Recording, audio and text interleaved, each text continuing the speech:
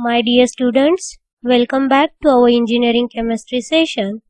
In our previous module, we have started our unit number 5, batteries and fuel cells, in which we discuss about the various types of batteries that are primary batteries, secondary batteries and flow batteries. Now, in today's session, we are going to discuss about the types of primary batteries that are dry cell and alkaline battery. So at the end of this session, you will be definitely able to explain these types of batteries, dry cell and alkaline battery, their construction and working. So in our previous module, as we discussed about the primary battery. So what is it means? So primary batteries in which the reaction is irreversible, that is not reversible reaction, and so once the reactants are converted into the products, no more electricity is produced and battery becomes dead. Okay, so we are going to discuss the examples of these primary batteries. Okay, so see the first one, that is well known dry cell. This dry cell is also known as Leclanche cell, or it is also known as zinc dry cell. So this is the most familiar cell among the batteries, and this consists of the cylinder of zinc.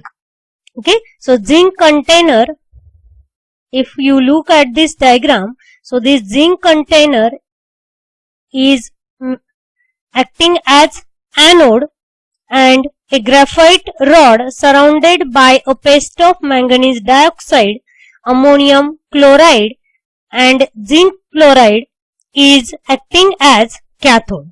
So in this zinc container, this graphite rod is fixed and it is surrounded with the paste of ammonium chloride and zinc chloride. So it will acting as a cathode. So here starch is being added to make the part of electrolyte thick. So what is used as anode? That is zinc container, and what will be the cathode? That is graphite rod. There is presence of this mixture of carbon and manganese dioxide. So in the reactions we will see this, why it is taken. Okay. Now the properties of this dry cell, these are very cheap cells and it gives the voltage about 1.5 volt. Okay. Now the applications of these dry cells. So these dry cells that are generally used in the flashlight, transistors, radios, tape recorders, various types of torch. So in all this we can use this dry cell, or that is zinc dry cell. Okay. So here one more diagram is shown for this dry cell. So in this view we can observe all the points. So generally for these batteries, this positive point of contact is there, which is brass cap, covered with the brass cap, and another one, that is negative contact made here. So this negative contact made directly to this zinc container and acting as a anode, whereas through this brass cap the contact is made with the graphite rod and which is acting as a cathode. Then this is sealed with the insulating material. Okay, as already we discussed, this is graphite rod is surrounded with this paste of ammonium chloride and zinc chloride. Okay, now let's see how it works. Okay, so anodic reaction and cathodic reaction will carry out. So that is the redox reaction. So what is acting as anode? That zinc is acting as anode. So either it will undergo oxidation or reduction. So definitely it will undergo oxidation. Okay, so it will undergo oxidation and will give Zn plus 2 ions, and along with that 2 electrons will be liberated, and that's why it is considered as oxidation reaction. So then the cathode reaction is, so cathode is surrounded with this, there is presence of manganese oxide, okay, H2O plus these two electrons will be accepted and it will be converted into Mn2O3 plus formation of this aqueous OH minus, that is hydroxide ion. This cathode reaction is quite complex, okay, and essentially it is involving the reduction of this manganese dioxide to a series of compounds of manganese plus 3, that means Mn2O3 will form, okay. Now, however, this acid-base reaction between OH minus and NH4 plus which is derived from the ammonium chloride, it will evolve ammonia and which can disrupt the current flow. So, what is the risk or hazard in this? So, here during this cathodic reaction, what is the formation? So, MnO2 will convert into Mn2O3, but along with that formation of this OH minus, and this OH minus can combine with this NH4 plus. So, from where this NH4 plus comes, you can see here the paste of ammonium chloride and zinc chloride is used. So, from this NH4 plus will react with this OH minus and there will be liberation of ammonia. So, ammonia gas is formed. So, it will disrupt the current flow. So, this can be prevented by a reaction of ammonia with Zn plus 2. So, do you understand why along with that ammonium chloride, zinc chloride is taken? Okay. So, this ammonia will react with the Zn plus 2 from zinc chloride to form the complex ion, that is zinc ammonium chloride. Okay. So, hence the reaction at 2 electrodes will be, at anode the same reaction will occur, that is zinc will give Zn plus 2 plus electron, that is oxidation. But at cathode what you have to consider? You need to consider this reaction, means conversion of MnO2 into Mn2O3 and along with that formation of OH minus.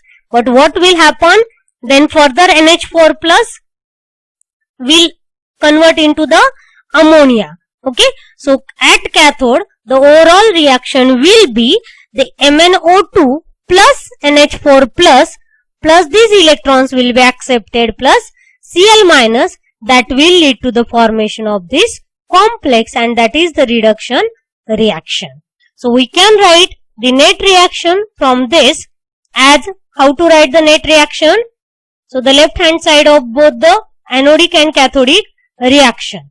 Okay. So, what is that? Zinc plus this NH4 plus MnO2. Okay. It will give Mn2O3 plus this complex of zinc ammonium chloride plus H2O, which is aqueous. So, this will be the net reaction which occurs during the application of this dry cell, or which is known as zinc dry cell, or which is also known as Leclanche cell. So, you need to write this overall reaction for this Leclanche cell. Now, the second type of example of the primary battery is alkaline battery. So, this is similar to our dry cell, but it is improved form of this dry cell. So, why it is improved form?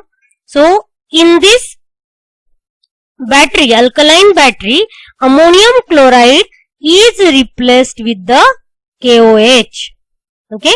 So, in dry cell what was used? Ammonium chloride is used and it leads to the formation of ammonia. That's why it disrupts the current flow. So, to avoid that problem, in the alkaline battery, instead of ammonium chloride, there is use of potassium hydroxide and this will act as an electrolyte. Okay. So, for every battery there is need of electrolyte. And instead of ammonium chloride, what is used as electrolyte? Potassium hydroxide, and that's why the name is given alkaline battery. So, we overcome the drawback of this dry cell. Instead of ammonium chloride, there is use of KOH and that's why it is considered as improved form of dry cell. All the other things remains same. So, let's see what are the reactions. So, at anode there will be the reaction that is zinc will undergoes oxidation, will form Zn plus 2 ions. And here the electrolyte is KOH, so OH minus, which is from the electrolyte, that will react to form the zinc hydroxide. At cathode, so what is present there? Manganese dioxide, along with that H2O plus these 2 electrons. It will lead to form the Mn2O3 plus twice OH minus aqueous. So in this reduction reaction, again there is formation of this electrolyte. Okay, so overall reaction is zinc plus twice MnO2 plus H2O, which is in liquid form, gives zinc hydroxide plus Mn2O3. So as the active material, MnO2 converts into the Mn2O3. So main advantages of alkaline battery over the dry cell are, in this, zinc does not dissolve in the basic medium. Then this alkaline battery maintains better voltage than the dry cell, and the life of alkaline battery is longer since there is no corrosion of zinc.